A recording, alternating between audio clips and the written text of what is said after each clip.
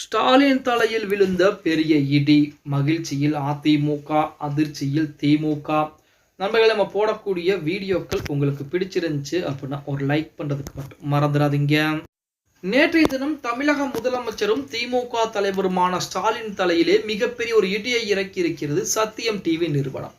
அதுதான் தற்போது திமுக மத்தியிலே மிகப்பெரிய ஒரு அதிர்வலைகளையும் ஏற்படுத்தி இருக்கிறது அப்படின்னே சொல்லலாம். அதாவது சத்தியம் டிவியை பொறுத்த வரைக்கும் தேர்தல் நேரம் வந்தால் தான் கருத்து கணிப்புகள் என்பது நிறைய டிவி நிறுவனங்கள் வெளியிடுவாங்க. ஆனால் சத்தியம் டிவி பார்த்தீங்கன்னா இப்போ திமுக அந்த வருடம் 2024 வருடம் முடிய போகிறது. டிசம்பர் மாதம் வந்துருச்சு. அதனால திமுகவின் மீது மக்கள் அதிருப்தியில் இருக்கிறாங்களா அல்லது திமுக ஆட்சியின் மீது சந்தோஷமாக இருக்கிறாங்களா அப்படின்னு பார்ப்பதற்காண்டி பார்த்தீங்கன்னா ஒரு சர்வே ஒன்று எடுக்க ஆரம்பிக்கிறாங்க. அதுவுமே 234 தொகுதிகளிலுமே சர்வே எடுக்கிறாங்க. ஒவ்வொரு தொகுதியிலுமே 100க்கும் மேற்பட்ட நபர்களை வைத்து எடுக்கப்பட்ட ஒரு சர்வே. கடந்த மாதம் 15ஆம் தேதியிலிருந்து 21ஆம் தேதி 22ஆம் தேதி வரைக்குமே நடத்தப்பட்ட கருத்து கணிப்புகள் பூராமே நேற்றைய தினம் வெளியிடுறாங்க. அதிலே 33% பேர் திமுக ஆட்சிக்கு எதிராக இருக்கிறாங்க. திமுக ஆட்சி சரியில்லை, திமுக ஆட்சி ஏற்கக்கூடியதாக இல்லை அப்படிங்கிற மாதிரி சொல்லியிருக்கிறாங்க. 30% பேர் 30% பேர் திமுகவிற்கு ஆதரவுகளை தெரிவிச்சிருக்கிறாங்க. மீதம் இருக்கக்கூடிய 27%த்துல 20% பேர் பார்த்தீங்கன்னா ஓரளவிற்கு திமுக ஆட்சி ஓகே அப்படிங்கிற மாதிரி சொல்லியிருக்கிறாங்க. மீதம் இருக்கக்கூடிய ஒரு 7% பேர் எங்களுக்கு எதுவும் தெரியாது அப்படிங்கிற மாதிரி சொல்லியிருக்காங்க. இதில் அதிகப்படியாக வந்தது எது அப்படின்னு பார்த்தா 33% பேர் திமுக ஆட்சியை அதிருப்தியில் இருப்பதாக சத்தியம் டிவி வெளியிட்டிருக்காங்க. இது ஸ்டாலினுக்கு மிகப்பெரிய ஒரு அதிர்ச்சியை ஏற்படுத்தியிருக்கிறது.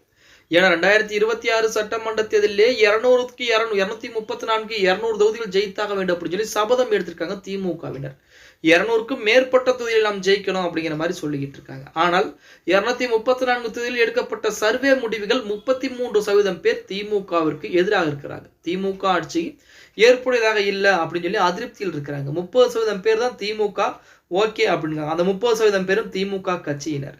திமுக கட்சியினர் மட்டும் வாக்களித்தால் திமுக ஜெயித்து விடுமா அப்படின்னு பார்த்தா கிடையாது. தமிழக மக்கள், அநேக மக்கள், ஏகப்பட்ட மக்கள் வாக்களித்தால் மட்டும்தான் திமுக ஜெயிக்கும். அப்படித்தான் 2021 சட்டமன்ற தேர்தலும் நடந்தது.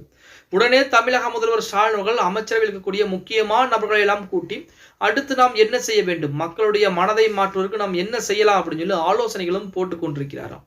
பொறுத்திருந்து பார்க்கலாம். இதே நிலைமை நீடித்தால் 2026 சட்டமன்ற தேர்தல் என்பது திமுகவுடைய கையை விட்டு போவதற்கு அதிகப்படியான வாய்ப்புகள் என்பது இருக்கிறது அப்படின்னு கூட சொல்லலாம். ஓகே கைஸ், வீடியோ பிடிச்சிருந்தா மறக்காம ஒரு லைக் பண்ணி விட்டுருங்க. அப்படி வீடியோ ஃப்ரெண்ட்ஸ் அண்ட் ஃபேமிலிக்கும் ஒரு ஷேர் பண்ண மறந்துடாதீங்க.